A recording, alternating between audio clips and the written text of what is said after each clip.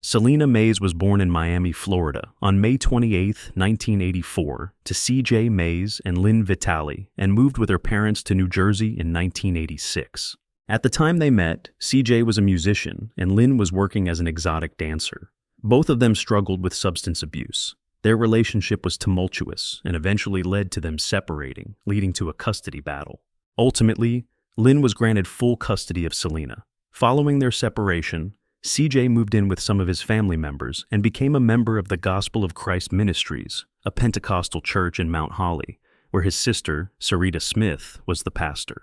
In 1994, Celina lost her mother to a fatal aneurysm, leading to yet another custody battle, this time between CJ and Vitale's family. CJ reportedly had a criminal record from his time in Florida involving drug use and domestic abuse, and Vitale's family used this to make a case that he was an unfit father. CJ insisted he left that life behind him and, in the end, won custody of Celina. Celina left her school and friends to live with her father, his new wife, and his relatives in the quiet suburb of Willingboro. Rather than send Celina to a public school, CJ decided to homeschool her at the church. She became heavily focused on religious teachings, and her social life became restricted. By all accounts, Celina was happy attending Gospel of Christ and even sang in the choir. It was around this time, when Celina was 11, that her family found out she was pregnant. December 15, 1996, was like any other day. Celina attended church, enjoyed ice cream at her home with her family, and kissed everyone goodnight before going to bed around 11. But the next morning, Celina's 4-year-old stepsister went into Celina's room to wake her up, only to find that she was gone.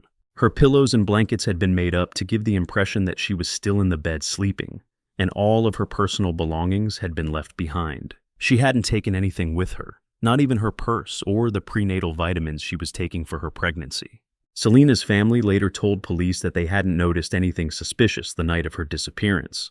However, Celina's stepmother, Yvette Mays, recalls Celina saying, "Thank you for everything," before going to bed. Only in retrospect did it occur to the family that this may have been her way of saying goodbye. On December 17th, Celina's father called the police to report her missing. For weeks, police searched Burlington County for Celina and told the community to keep an eye out for the missing girl. They only received a handful of tips, none of which were promising. As Celina's due date approached, police worried for her safety, realizing that due to her age, she'd likely need a C-section. Investigators began contacting hospitals in the surrounding area to see if Celina had been admitted, but none of the medical facilities had seen her.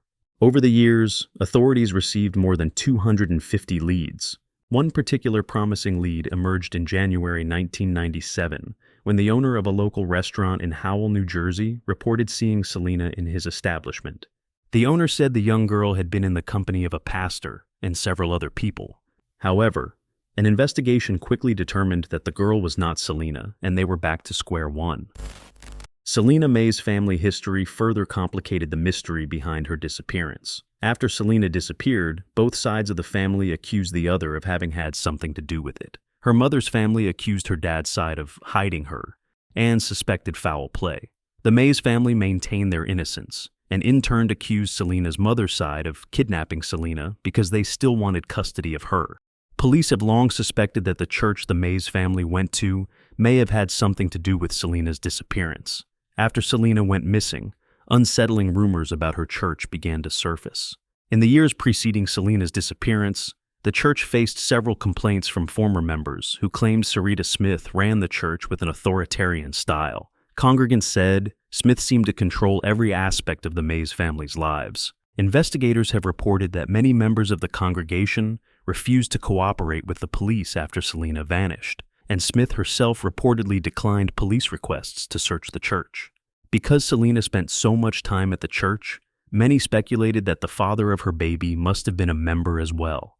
Celina was determined to keep the father's identity a secret, and CJ claimed that Celina had only told him that he was a 16-year-old boy and was not a member of the church. He believed his daughter likely ran away before the baby was born to protect the father's identity. CJ also made it clear that he was not the father, as he had undergone a vasectomy several years prior. His doctor reportedly confirmed this statement, further corroborating that he was not biologically linked to the pregnancy. Since the father could be charged with statutory rape, some have speculated that Celina may have been murdered as a cover-up, or died during a failed abortion attempt.